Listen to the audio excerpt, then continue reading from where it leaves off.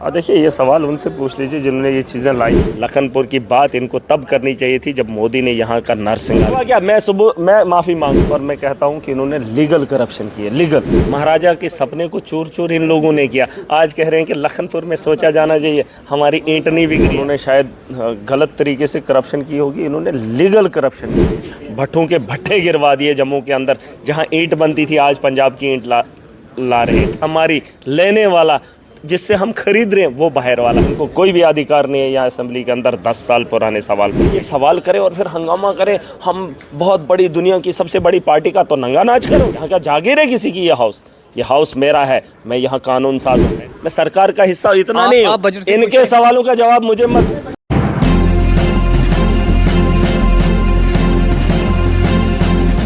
आप देख रहे हैं जम्मू न्यूज मिशन। मेरे साथ एमएलए महराज मलिक जी हैं, इनसे जानने की कोशिश करूंगा। महराज साहब, जिस तरह से आपने कहा कि कठुआ में जो है वो ऑटो एम्बुलेंस चल रही है, क्या ये हकीकत है? और अगर चल रही है तो फिर डिजिटल इंडिया में ऑटो एम्बुलेंस क्यों?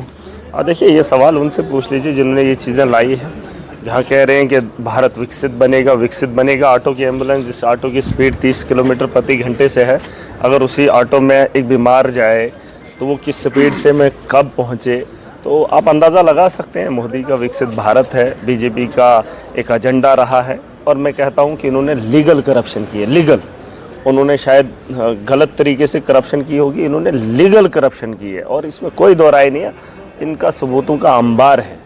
तो यकीनन देखिए, देश को बचाना हमारा फ़र्ज़ है, जम्मू कश्मीर की बेहतरी के बारे में हमें सोचना फ़र्ज़ है। अभी इन्होंने कहा एक आदमी ने कि लखनपुर के बारे में सोचना चाहिए।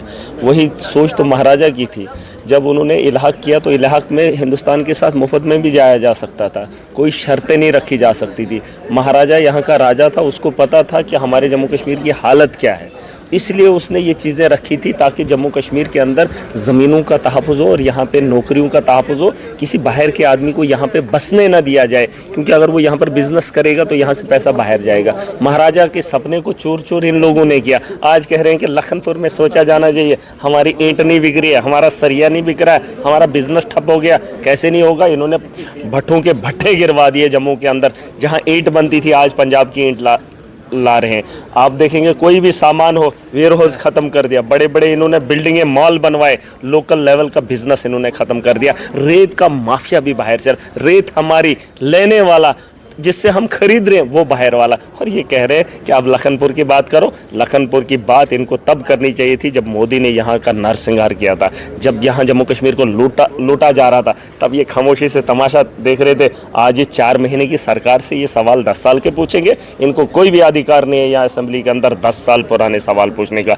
4 महीने का सवाल हो, उमर अब्दुल्ला से सरकार हो, उसके लीडर से सवाल हो, जम्मू कश्मीर के हालात 4 महीने में अगर ख़राब हुए होंगे उस पर भाजपा सवाल करे और ये बताए कि 10 साल के अंदर हमने अगर इतने कारनामे किए हैं, अब आप ये कारनामे जो हमने नहीं किए या आपको ये नई पॉलिसी है अब हम नहीं कर पाए, अब आपको ये करना है। वही इन्हीं के काम को हम करें और ये सवाल करें और फिर हंगामा करें। हम बहुत बड़ी दुनिया की सबसे बड़ी पार्टी का तो नंगा नाच करोगे। यहाँ क्या जागीर है किसी की? ये हाउस मेरा है, मैं यहाँ कानून साज हूँ। मैं डिस्ट्रिक्ट डोडा को रिप्रेजेंट करने नहीं आया हूँ। यहाँ जब इस वक्त बजट का सेशन था, वो जम्मू कश्मीर के बजट का सेशन था। यहाँ ग्रांट्स पे बहस हो रही है, खाली मेरी ग्रांट्स है, ये पूरे स्टेट की। सुन लीजिए, पहले स्टेट्स की ग्रांट्स पे मुझे बात करनी है। जम्मू कश्मीर का मुस्तकबिल मैंने तय करना है। मेरा नौजवान अगर कश्मीर की घाटी में काम करता है तो क्या मैं बात असेंबली की करूँ?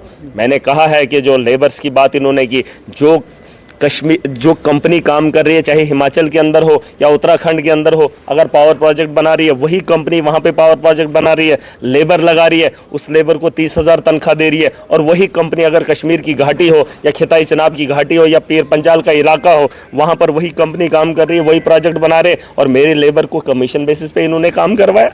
30,000 की जगह 15,000, 20,000 इन्होंने खाया और मेरे मजदूर को, मेरे गरीब को, मेरे नौजवान को 10,000 थमा दिया। और इस किस्म की राजनीति करेंगे और मैं इनको बोलने दूंगा? एक को भी बोलने का अधिकार नहीं। ये हाउस जितना इनकी जागीर है उससे ज़्यादा जागीर हमारी है। अपोजिशन तो ये भी कह रही है कि जब इलेक्शन से पहले जब इन्होंने अपना मंशूर रखा था तो उसमें जो है वो मंशूर आप एनसी से पूछ लीजिए। ये सवाल मुझसे नहीं, आप भी उसी सरकार। नहीं, मैं अपना हिस्सा हूँ, मैं सरकार का हिस्सा इतना नहीं हूँ। इनके सवालों का जवाब मुझे मत सुन लीजिए।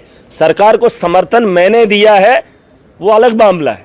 जो वादे इन्होंने किए वो इनसे ले लो और जो हमने किए हैं वो हमसे। नहीं, बजट में जो रखा है, बजट में पैसा इतना है, मैं तरफदारी नहीं कर रहा हूँ। सरकार ने वादे किए हैं, जवाब उनसे मांग लीजिए। वो जवाब मैं नहीं दूंगा, मैं उसका अहल नहीं हूँ। मैं सरकार को समर्थन कर रहा हूँ, सरकार का हिस्सा इतना नहीं हूँ, इतनी जागीर मैं नहीं बनाया हूँ कि इनके सवालों का जवाब मुझ पे आप लाद दो। मैं अपने सवालों का जवाब दूंगा और मैंने जो लोगों के साथ वादा किया है उन वादों पे खड़ा उतरूंगा। मैं अपने सवालों का जवाब दूंगा। जो सरकार के सवाल हैं वो सरकार से पूछ लीजिए, और जो अपोजिशन के हैं 10 साल की कर होते हैं इनके सामने, इनको बोलो अपनी लाकर खड़ी करें। कठुआ वाला मामला, मेरा साहब कठुआ वाला मामला जिस तरह से अपोजिशन कह रही है कि सबूत देना पड़ेगा, नहीं तो देखिए कठुआ क्या, मैं माफी मांग लूंगा। ये जम्मू कश्मीर के अंदर जितने भी इनके मंडल के कार्यालय बने हैं, मंडल के, डिस्ट्रिक्ट के, तहसील के, ये उनके मुझे डॉक्यूमेंट्स दिखाए। स्टेट के अंदर जितने भी हैं उनके डॉक्यूमेंट्स मुझे चाहिए, और पूरे देश के अंदर जो इन्होंने कार्यालय बनाए हैं भाजपा के, उनके सबूत मुझे देखिए। मैं कागजात देखूंगा, चेक करूंगा किस ज़मीन पे बने। उसके बाद अगर कोई ऐसा कार्यालय नहीं होगा जो सरकारी ज़मीन पे नहीं होगा, उसके बाद मैं माफ़ी मांगूंगा। लेकिन मुझे इनके हर कार्यालय का रिकॉर्ड ये लोग प्रोवाइड करें। जितने कॉन्फिडेंस से आप बोल रहे हैं तो आपको पता है, मैं कह रहा हूँ ये अपने दे ना, मुझे जनता को ये जवाब दे। ये मेरे को नहीं चाहिए।